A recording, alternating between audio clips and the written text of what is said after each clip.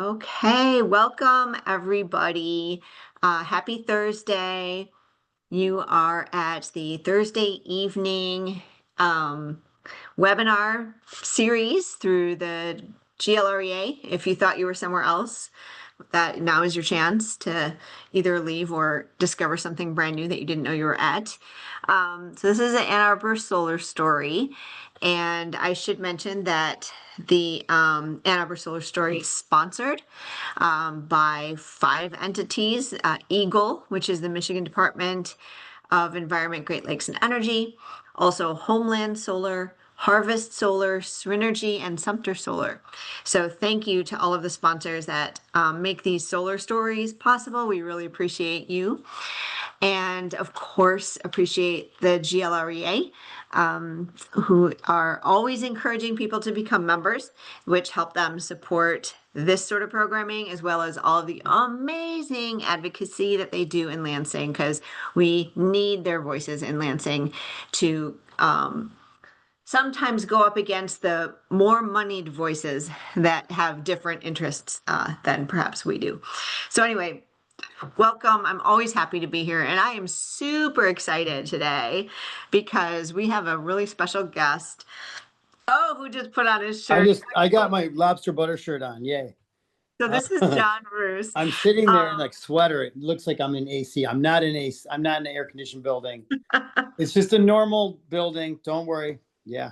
Good to know. So yeah. Hey, Julie. Hi. Hi, John. So I can't see videos, but you can use like your hand if you're on video. Wait. Here we go. Video. There we go. No, you're fine, John. Okay, I'm good. Oh, I see. I want to know how many people in the group know about who Roos Roast is. Like if you have your video on, raise your hand. No. And if you don't have your video on, like raise a hand or put a thumbs up or a heart.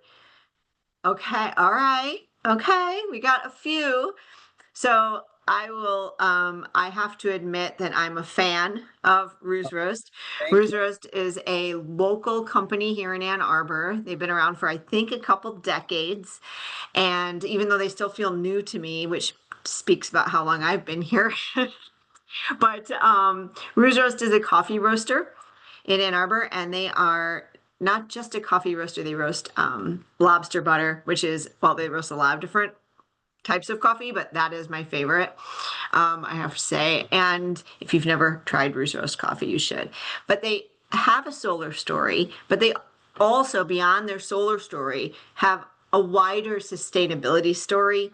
And so we've invited John today to tell us about their solar, the genesis, like you were starting to tell me, John, where it came from. How did you think about doing this and what your experience has been? And then also the rest of what you do in regards to energy efficiency and compostability and the circular economy and encouraging people to bring their own container, all of the sustainability, amazing work that you guys do. So I'm going to stop talking right now and give it over to John. Well, thank you, Julie. And thank you to the GLREA for having, the interest to bring me on the show. Yeah, we, our solar story started back after I visit Joe Trumpy, who teaches at the, what's the school? It's called, not at the art school, the stamps, that's the stamp school. So Joe teaches at stamps, and he teaches a great class on sustainability, and he walks the walk and talks the talk. One of his classes, he actually makes the students carry their trash around for a whole week. So they have to you begin to realize how much trash and we accumulate and how much energy we use and all that stuff, which is really, I think, super important because we just live in a plug it in society, my cell phone, my this, my that, kids grow up, everything's plugged in. Anyway, so I visit his farm and he's fully off the grid, and he has a way he cuts lumber, he runs a kitchen, it was very awesome, which I love. And I've always been very, I grew up in Ann Arbor, went to public schools in Ann Arbor, and we were always taught to, we were just taught about the environment and how much usage I was raised by hippies, basically. So anyway, Roos Roast, we got solar panels on the building. I think it was like 2018. And we did like 80 panels on top and a battery. And John Wakeman did the job, was a great job. And we really, I mean, it's been great. It's like you really learn a lot having the solar panels, like how to use them, how to use power. Um, we just, it's like, it kind of, we're mostly feeding back to the grid, but it's amazing. We have three inverters, and it was kind of a new thing to be able to run three phase, and that's why we have three inverters. So we have like we can run a three phase roaster. Our roaster has big electric motors that run fans that cool it and or cool the coffee and circulate the air. Anyway, all the technical stuff, but it runs off three inverters, and it's amazing. So, and when it's a hot summer and or like sunny winter day, we're making power, and we had a couple times had we've stayed. My thing is we stay Rosewood, our headquarters stays open no matter what. We'll run a generator, we'll make drip coffee, but we're going to be there for you if you come by. I don't care if it's summer, winter. I've had a lot of experience just staying open, so we'll do that. And then my staff is amazing too. They're really good at adjusting to that and being able to stay open. So we try to do that, but we don't have a giant Generac or anything like that. We have the solar panels and a couple generators, and we get by. But I guess it's interesting to, a lot of people were like, oh, the investment is so much, you're never going to pay it back, blah, blah, blah. I didn't really do it for that reason. I don't think anyone at Roos Roast, we did it, environmentally, it's a great choice. And from what I understand, now solar panels are even cheaper and more efficient. So there's a lot more, it's a good way to go. And you buy a generator and it may sit for months and months or a whole year if you don't have any usage, but the solar panels, you put them in and they start working right away, and you're generating energy from the sun, which is pretty amazing. And there's we it's that's kind of our thing. So yeah, I think that that is it's like it's a really, I mean, yeah. So I guess we were just before the show started. I was talking to John and John about how he just was telling me about virtual power plants, which I didn't know about. And maybe we have two containers behind our building, which, I've been talking about putting solar panels on top of those. So that's something I'd love to do. And, in the future, we're probably going to buy like a electric vehicle for delivering coffee. We need a giant van that we could charge, so we could kind of include that in the mix. So anything we can do, we do a lot of, like, I pretty much ride bikes all the time. And I just think that's, like conserving energy or making environmental choices that are, that help everyone is the way to go. It's great. Yeah.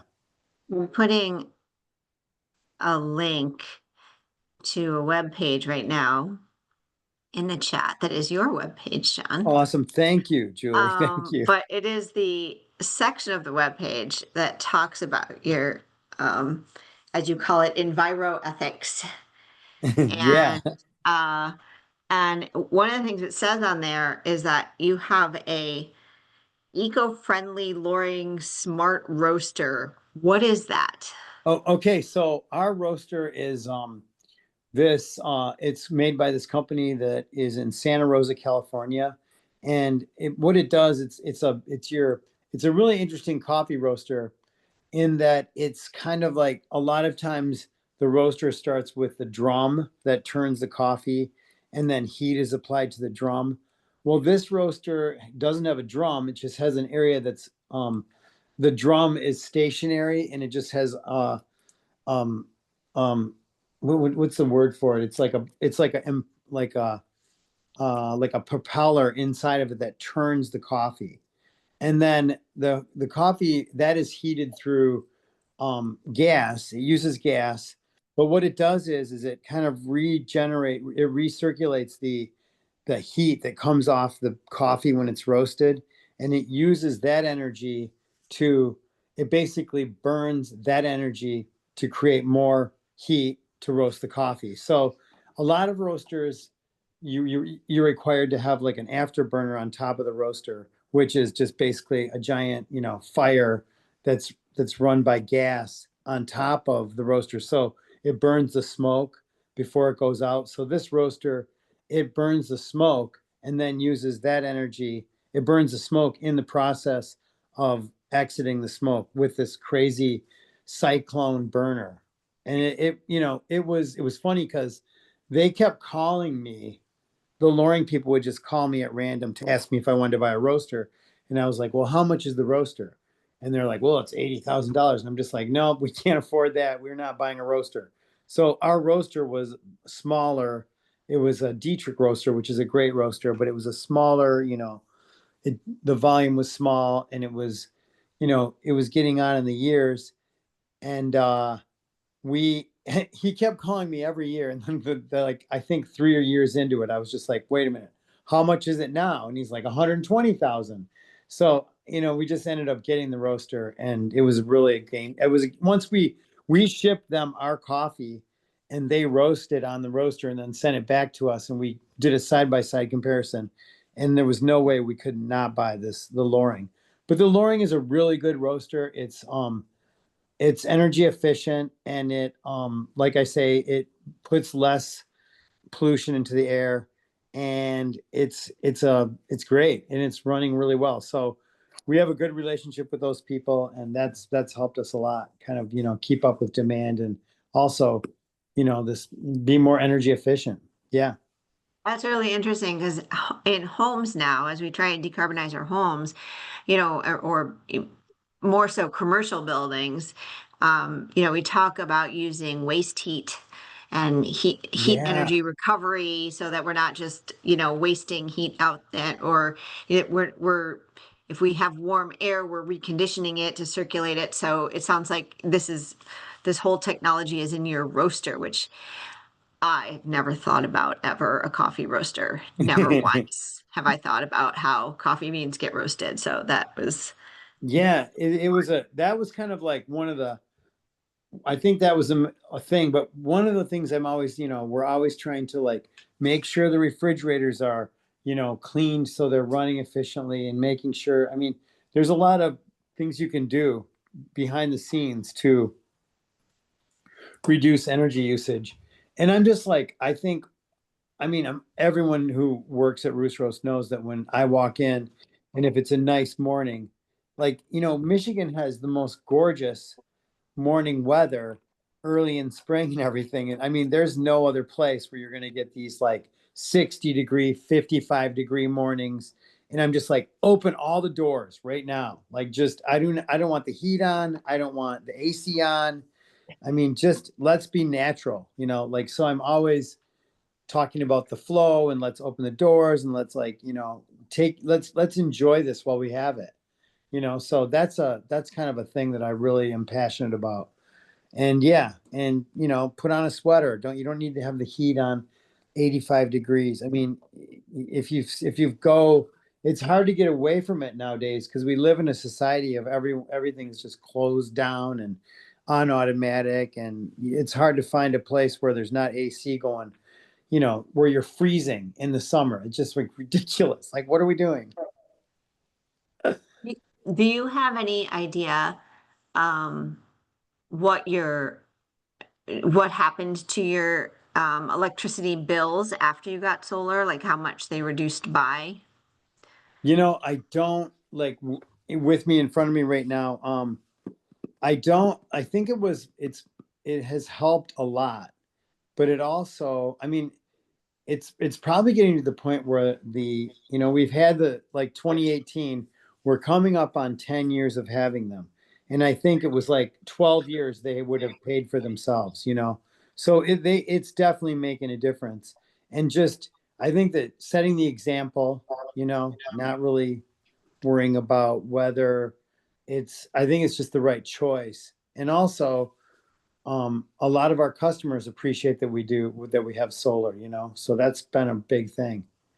And I think That's, like, yeah. Can you see them? The from the problem is ground? you can't see them Hmm. on the roof because they're just like they're up there, you know. But the whole roof is covered, and that's why I think maybe putting them on the containers, we could set them up in such a way where we could, you know, have like an interactive, like here, plug all your junk in here. This is run by solar, you know. Here's a shipping container that, and now since I talked to you guys, I know about this virtual power plant stuff, which is kind of cool, right? And I like microgrids. I like all this, the wording you guys are using. This is nice. Yeah. So thank you. I mean, yeah, I think this is kind of an interesting way to approach it. I've got a couple more questions, but then No, we can just no. open up for a conversation. Yeah. Yeah. But also on your website, I know this is not energy related and solar related, but um, I am intrigued by, well, let's see here. I am intrigued by your, I work for the city of Ann Arbor. For those of you who don't know me, I'm sorry, I didn't really introduce myself. I'm Julie Roth. I'm the energy manager there. So I run and manage the energy team. But in addition to having an energy team in the Office of Sustainability, we have other teams, resilience team, we have a municipal operations team, we have a circularity team that looks at and works on programs to encourage circular economy. And circular economy means different things to different people. So for some folks, they just think of recycling, you know, that something doesn't go in the trash, but there's an awful lot more to the circular economy than where things go when they're done. It's also where do we get them from and how much can we use it before it's not in the economy anymore? Can we compost something instead of recycling it? What does that mean? Can we have encourage people to bring their own containers so we don't have to toss anything away at all? And from what I can tell, Roos Roast has really embraced the circular economy. We can also, it's a really interesting conversation sometimes that we have, which is, you know, this is new terminology, the circular economy, but if you go back a couple generations or even in just different segments of the population, that's just called like smart or Yeah. efficient or cost savings or, you know, what we did in the depression or what have you. So some people come to this very, very naturally. You reuse your plastic bag 700 times until you literally can't reuse your plastic bag anymore. But how did you guys come to, well, first of all, maybe you could elucidate a little bit about what you do and then how you came to all of that. Yeah. So, okay. Well, that is so from the very beginning, like I have worked in, my background is in restaurants, and I've done everything from, you know, I've had a burrito truck to I've worked in France, I've worked in Hong Kong, I've worked in Hawaii, in California, New York. I've worked all over the country. So I've been able to observe a lot of stuff. And I was raised, you know, my mom, my mother and father were, you know, we would, you know, like you say, the depression, um we just had like a way of reusing things, and we just called it, in fact, one of my buddies, he coined the term in when we had the killer takeout stand burrito truck, and we were working there. I had this burrito truck on the bank of the Columbia River in Oregon, Washington, Oregon, and we would windsurf and make burritos. But anyway, in the gorge, it was called. But the killer takeout stand, we had the term pre-cycle, we called it. So it was like not recycling, but pre-cycling. And then I talk about that with my staff. I mean, all of the chaff that comes out of the roaster, that's the byproduct of the coffee, it's a really good organic material. A lot of people pick that up and take it for their gardens. Um, you know, it's really funny. This is a little bit off the subject, but when Dunkin' Donuts moved like a half a block up the street from us on Liberty, I just kind of was like, you know, watching the people and thinking about what we do and who we are. And I'm like, you know, and then so I wrote on the outside of our Liberty store and Rosewood, I put in clear, you know, messages. I love messaging. So I made these signs that said local honey from local bees and local milk from local cows, because we buy all of our honey from a local bee farm. And I mean, it's a lot of honey. It's a lot of 5 gallon buckets. So when I saw how many we go through in a month, it just blew my mind. So I wanted to put that into our marketing. And so we have that. We use Calder Dairy milk, and that so they use all glass bottles. So we stopped throwing away all those plastic jugs. That was amazing. We used to buy all the syrups from a company, everyone buys those syrups from the Italian companies, blah, blah, blah. All those bottles get recycled, thrown away, or whatever. So we started making all of our own syrups. And then we also, the coffee grounds, we have now a pile where people can go pick them up and use them in their gardens. And we have like Roos Roast, or the Rosewood store, we pretty much give away burlap bags to everyone for gardening or whatever. We'll have Earth Day events, give away pallets, and all these things that we use that are part of how we do business. But like, I think that that's part of what you have to do. I mean, when you're in business, you kind of look at all the things you do, that what you're creating and what you're using and what you're throwing away. And I just think that there's ways to not, you don't have to like fill the dumpster with plastic and garbage if you can help it. So there's that. We reuse boxes all the time. Whenever we get something in a box, we take it and reuse it to send out more stuff in a box. I mean, that's a lot of money it's just like, it's money, and it's also, you can reuse it again. I mean, it's kind of nuts. Like, Ann Arbor is a really good place to be doing this too. I mean, because people understand it and they care. And that's really, it's interesting. You go, like, sometimes my buddy moved to Steamboat Springs, Colorado. And if you go out there and you go up on the mountain skiing and you go to the like giant ski lodge, they don't recycle a thing, nothing. It's crazy. I mean, I'm not knocking them. I don't know. They don't have a way of doing it, but like, it just becomes like, yeah. And I think that, so we try to like rebuild things and reuse things. You can see, like, we have old cars, and we just keep using stuff, and it's a good way to go. I mean, it's kind of part of our ethos, don't and take care of things too. Like, there's a lot of equipment we use that's very, it's not just, you can break it really easy. So you want to like take care of it and respect it and use it every day, because it's part of what allows us to do what we do, make good coffee, right? The roasting, the espresso machines, the grinders, all that stuff is like super expensive and delicate. So that kind of goes into the training of the people who are working at Roos Roast. Yeah. That is amazing and I'm fascinating when you glad you think. I'm glad you appreciate it. Thank I you. do. And when you think about, we talk about energy and solar and, creating energy through the sun so that we don't have to burn things to create energy.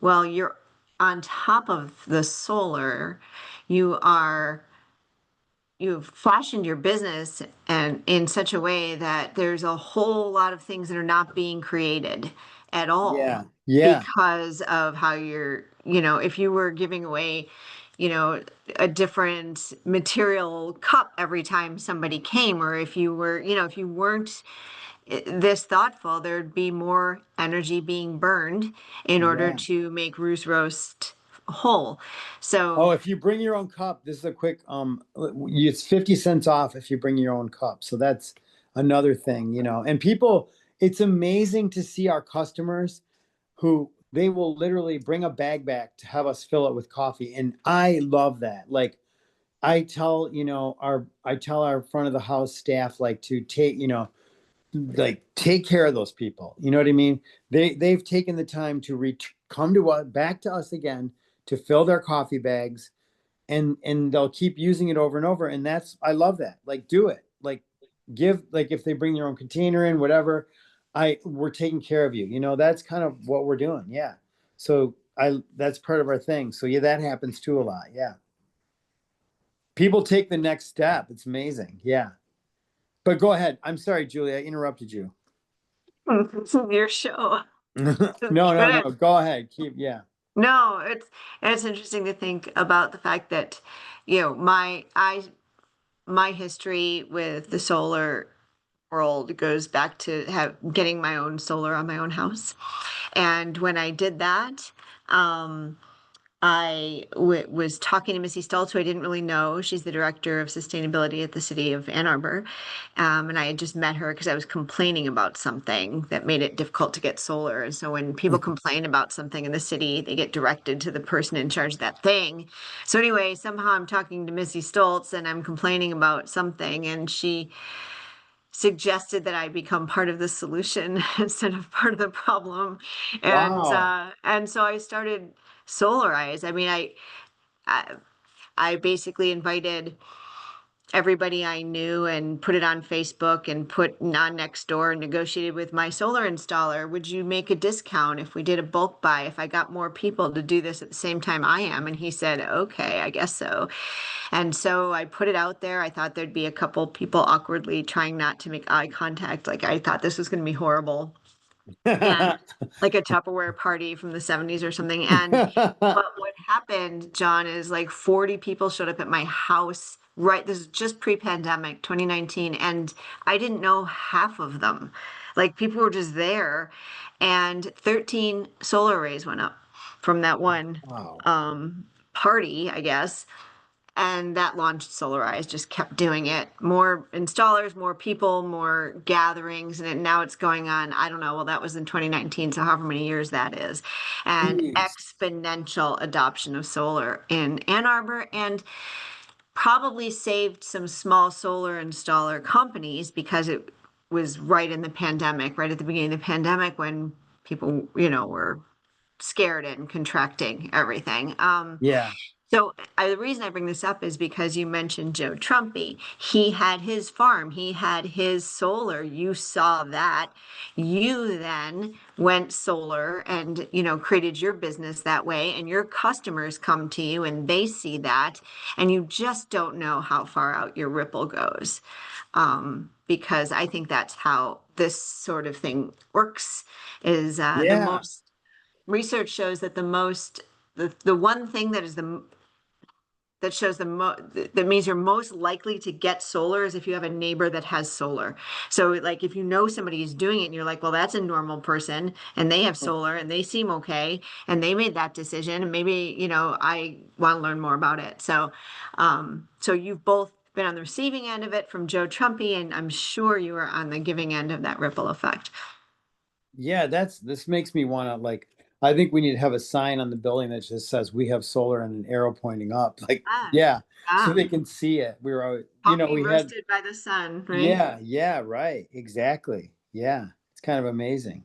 I'm Yeah. gonna turn it over to John and the rest of the group because if anyone else has either thoughts, questions, conversation, your own sort of 2 to 5 cents that you'd like to add, 25 cents. Go ahead, John.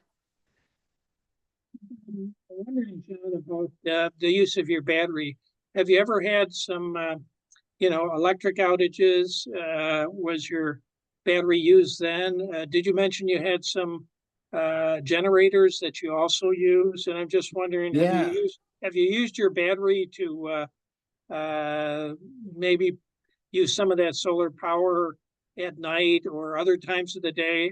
What's been your experience with the batteries?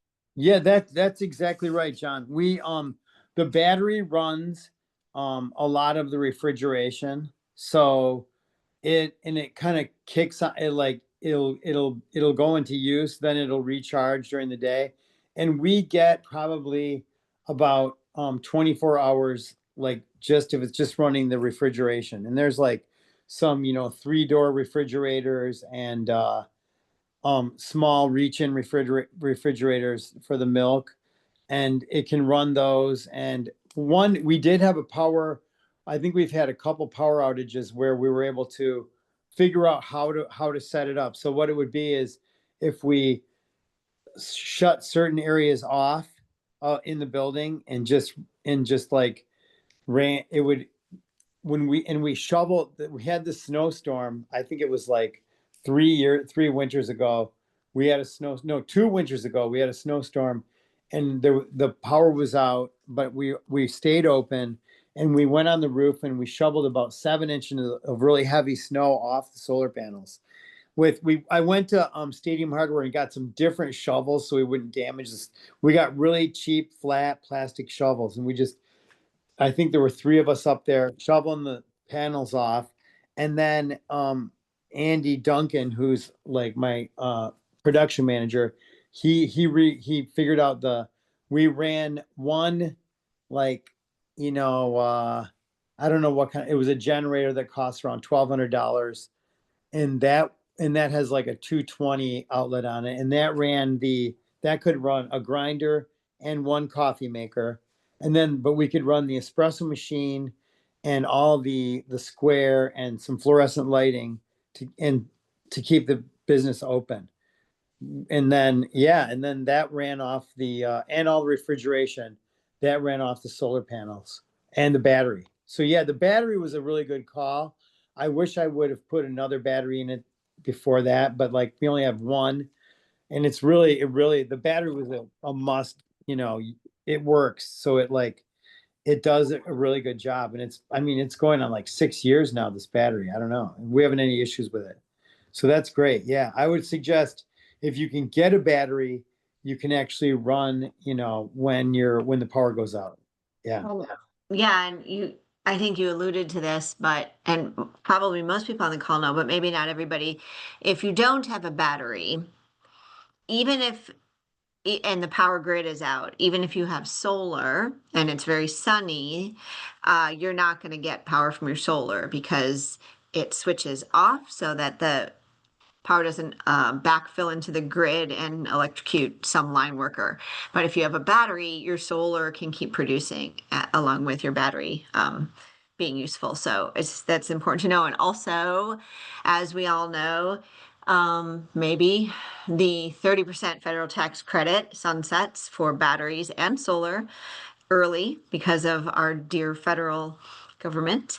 So if you are looking for a second battery, John, now would be your time Wow, because really? yeah, it has to be operational before the end of the year. Second, I didn't. everything. Thank you for Yeah, telling me that, Julie. Wow. yeah. Okay. Yeah, but there is a 30% tax credit right now till the end of the year. Actually, and I don't know, commercial solar might go longer. I don't want to say the wrong thing. I Yeah. think the tax credit doesn't sunset at the end of this year for commercial solar. Is that right, John and John? But residential does. Do Yeah, you? the solar, yeah, it's a little confusing, of course, the way they wrote it, of course. Federal Yeah. legislation is like that, but we're telling folks because of some lack of clarity that you've got until July of 2026 for sure. For And if commercial. for Wow. commercial, Okay. right? Yeah, Wow. yeah. So you do have between now and July for sure. And if you get, my understanding is if you get something started enough by that date, then they give you some more time to actually finish the job. But the safest thing, especially if it's a small project, is just do it between now and July of next year. Wow, that's good to know. This is like I didn't realize that incentive was out there. Yeah. Good. Yeah. That's amazing. Yeah. And residential goes away this December. So Okay. anyone who's Yeah. looking at a battery or solar. I Yeah. I could really I would like to do my house too. I Oh, you haven't done better that. hurry. Yeah. Yeah, we better get who's fast. Like, let me know. The solar installers I've been talking to, believe me, every single solar procrastinator is now getting solar. So they're filling up. We have two more Solarize groups running right now. So I could get you in touch with Connor on our office. Yeah, The please. Solarize groups include anybody in Washtenaw County. So if anyone who lives in Washtenaw County hasn't gotten solar yet, wants to, like, let me know because I'll hook you up with Connor and the Solarize groups that are running. But at some point they're going to fill up because the installer won't be able to install everything and get it up and running before December 31st. So, yeah. Oh, yeah, Ron, I will do that. But first, let me go to Dave because he's had his hand up and then I will answer that, Ron. Okay, it's just easy ones. Julie is absolutely right about if you have solar and no battery, when the power goes out, it's out. My former employee. I'm our employer. I'm retired. Has huge solar panel facility, and when the power goes out, doesn't matter. But that was the plan. So that was $100,000 installation, which turned me on to this whole thing. Anyway, also I wondered if Ruse, if you know the total kilowatts of your system. Yeah, it's it's in this. I can't find it right now. Someone sent it to me in a document that I can't open, but I don't know. It's 80 solar panels, Oh yeah, and it puts out a quite a bit of power. Yeah, the whole setup cost $80,000. So it's sure. legit. Yep, Yeah. yep. Very Um, good. That's sorry, I good to know. can't tell you that. I should No, that that, seemed like an idiot, but like yeah. no, no, that's very good.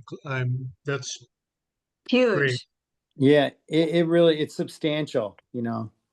Also, and maybe a little off the subject, do you think the tariffs are going to affect your coffee prices, not your selling price, but your Oh, buying price? yeah, yeah, they already have. I mean, our coffee prices have gone up 100%. There it's crazy. We're still trying to I think we're still one of the cheaper like specialty coffees out there in Ann Arbor, but we may have to raise prices again. There's just like it's kind of I think that I think you don't really know what's going to happen. So, because the tariffs keep changing, and I like to call them import taxes now. And everyone's like tariff this, tariff that. It's like these are just import taxes that we're putting on all these countries depending on how we're getting along with them. So, and it really a lot of it depends on Brazil because Brazil sort of sets the price for coffee. So there's two factors with Brazil, and one is what kind of crop are they going to have, and we'll know that in October. And that's always been sort of like what how you can find out um what kind of prices we're going to have for the year. And so we're waiting on that, but now there's like a tariff on Brazil right now, which could be just insane. But I mean, we're just going along. I'm trying, like, I have a lot of really good relationships out there, and I've got people looking out for me.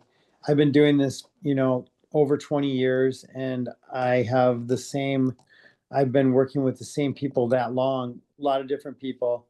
And it's really like, I'm glad I have a good reputation. So we'll see how it goes. But yeah, we're not going to, I mean, coffee is a ritual and you need to be able to buy your coffee. So don't expect a huge increase in price, if you know what I mean. We have great customers and I think that's a really good thing too. So there's a lot of good relationships there. Yeah. Yeah. I mean, Um, yeah. yeah. Import taxes. It's absolutely true. Um, Ron, you asked a question in the chat about Ann Arbor's rebates. So for those of you who live in Ann Arbor, and we can only do this for Ann Arbor because the rebates are funded through the climate action millage. The city of Ann Arbor voters voted to increase our own property taxes to fund climate action locally. And they voted for it by a healthy margin, by the way, which is pretty impressive. But a lot of that money is going right back into the pockets of Ann Arborites in the form of rebates. So we turned a big chunk of it, like 1.7 million, right back to people so that they could get rebates to do energy efficiency things in their homes, to get heat pumps instead of their gas furnaces, induction stoves, heat pump dryers, heat pump water heaters, weatherization, insulation, air sealing, e-bikes to get out of their cars, and batteries. We didn't do a rebate for solar because we already had Solarize, which was effectively reducing the cost of solar by 15%, and then the federal tax credit by 30. But we do have rebates for batteries. I don't know how many of you are in Ann Arbor, but I'm gonna put the little link here, and maybe you can encourage your own cities to do something similar if you are not. But essentially, we have a $2,000 rebate for a battery as long as it's 13 kilowatt hours or larger. So we're not, getting little Jackery batteries that people are trying to get $2,000 rebates for. But it has to be 13 kilowatt hours.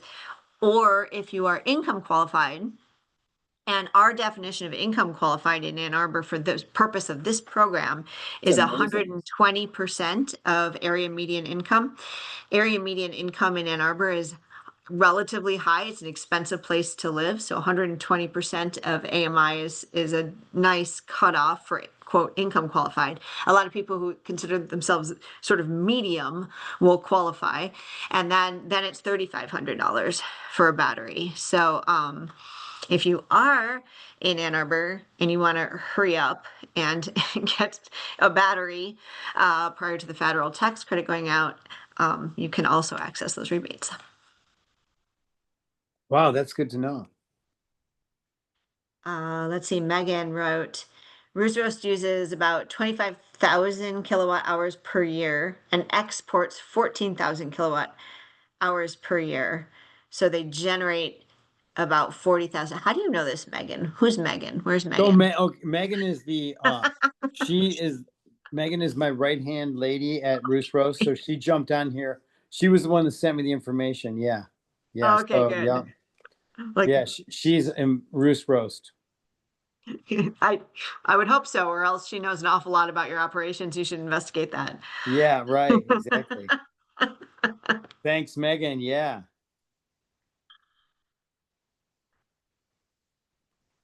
Who else? Anybody else have thoughts and questions?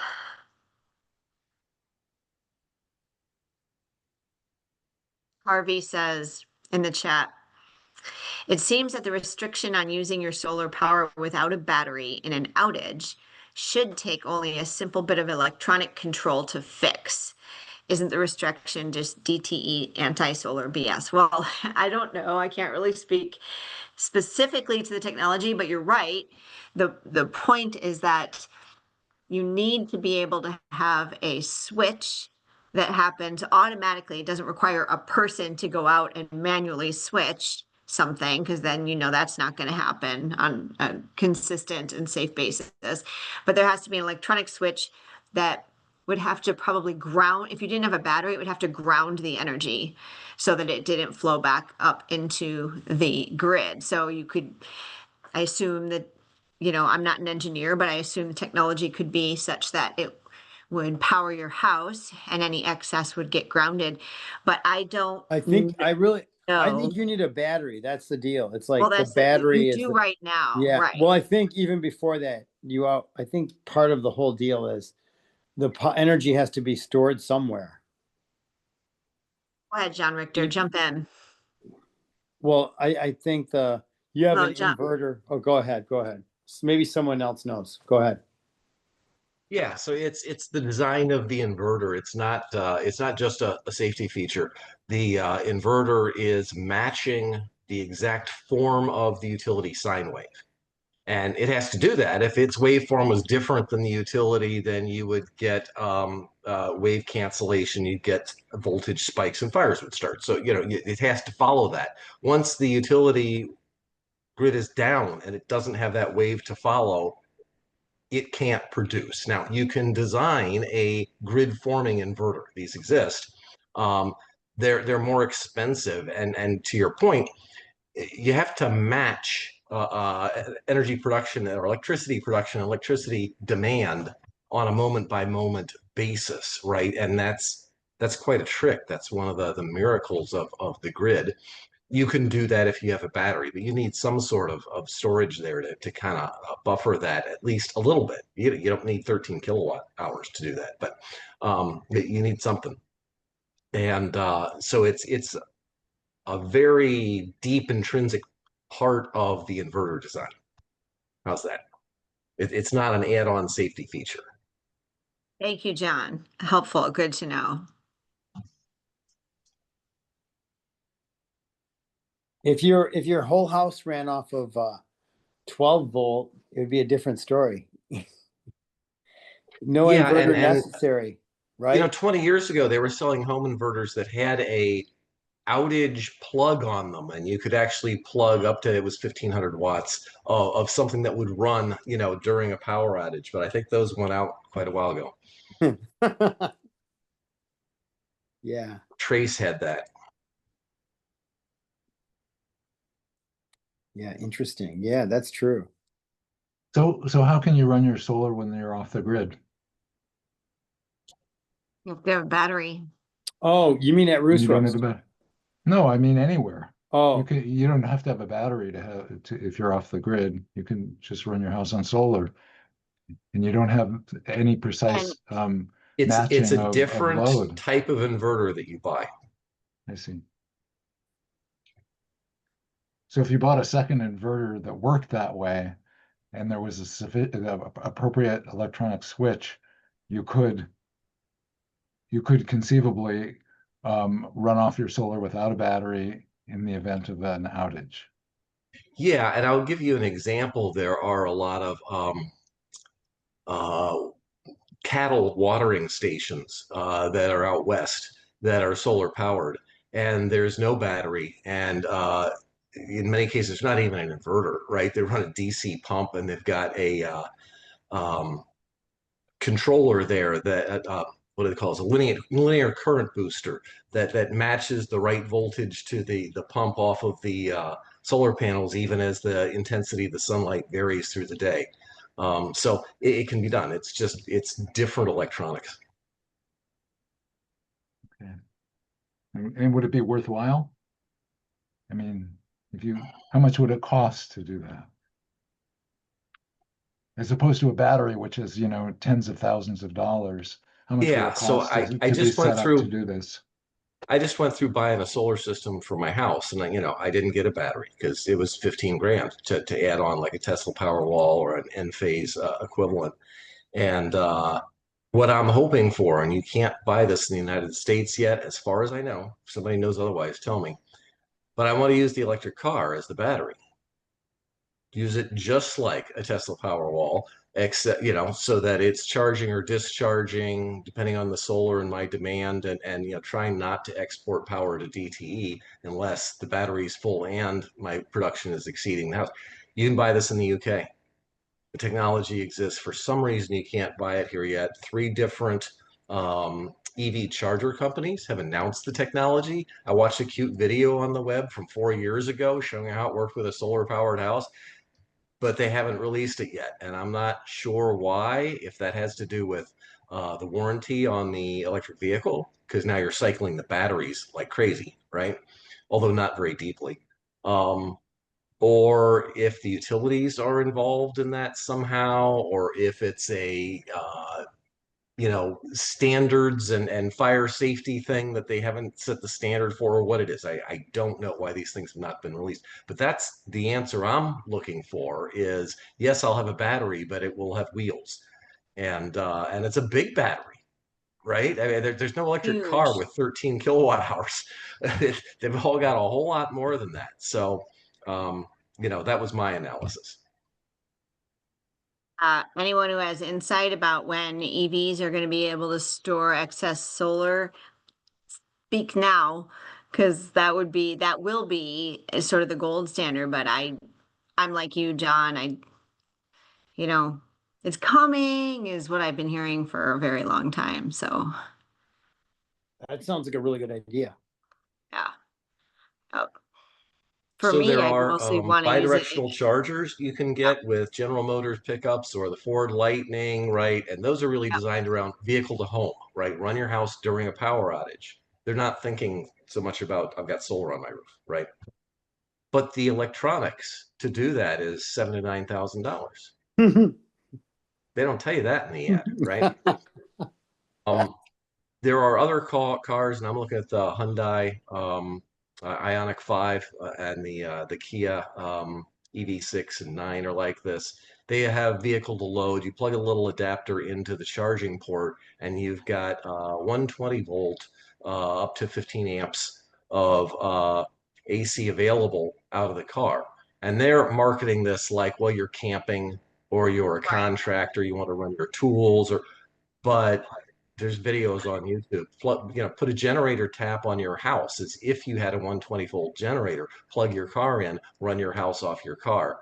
It's not even hard to do. And so I'm going to do that in the interim, even if I can't, even if that doesn't, let me use the solar during the outage, it'll let me run the house during the outage using the electric vehicle. And like I said, it's a whole lot bigger than a Tesla Powerwall.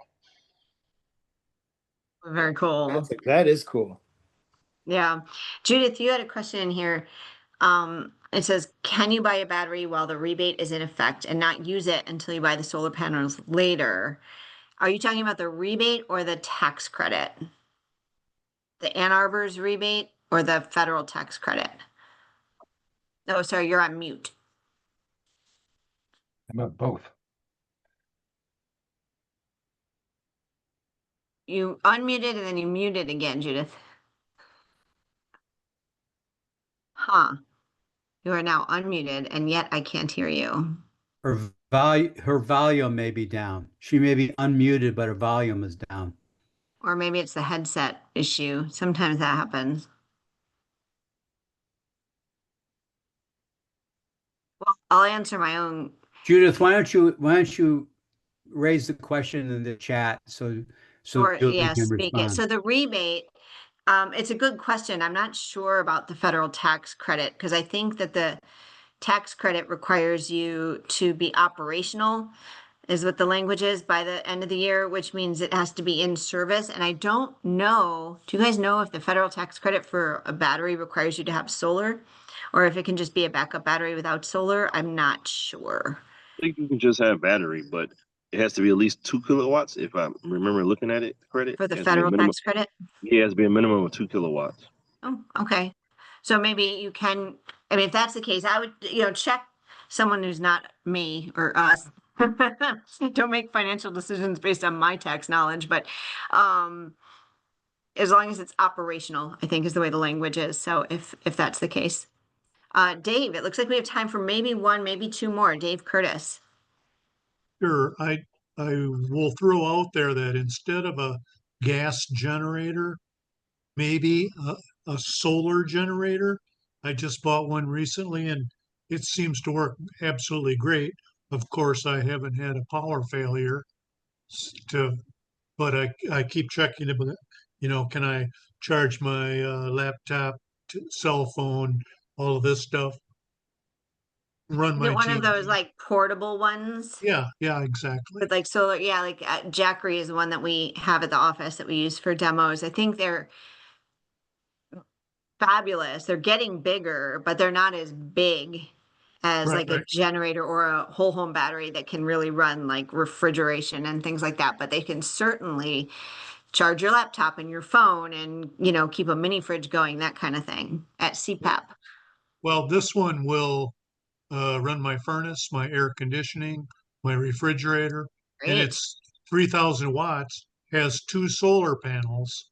Mhm. But I will caution, don't buy it from eBay just because it'll be brand new. Mine was, but Jackery will not honor the warranty because it was sold on eBay. I'll just throw that out there. So if you buy it from Amazon, you're fine. Or Excellent. somewhere else. Excellent public service announcement. Thank you. Yep, there you go. Well, it is close to 8. If there's anyone who has some last questions or thoughts to contribute to the conversation, that would be welcome. If not, going once, going twice.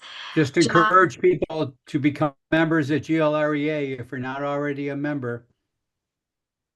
And Good use of some of your, some of your dollars, I would say, in the long run. I would agree.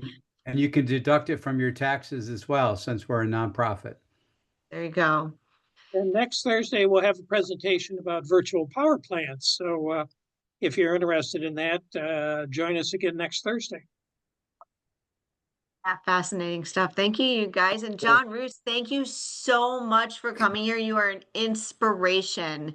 Thank And you. I wish that I could drink more than one cup of coffee a day and still maintain my rhythm, but one it is. And lobster butter is my coffee. So, All right. Good to hear. Well, thank you for having me on. It was real. I learned a lot, and it's always nice to meet new people and people who are doing good work. So thank you so much, Julie. Appreciate it.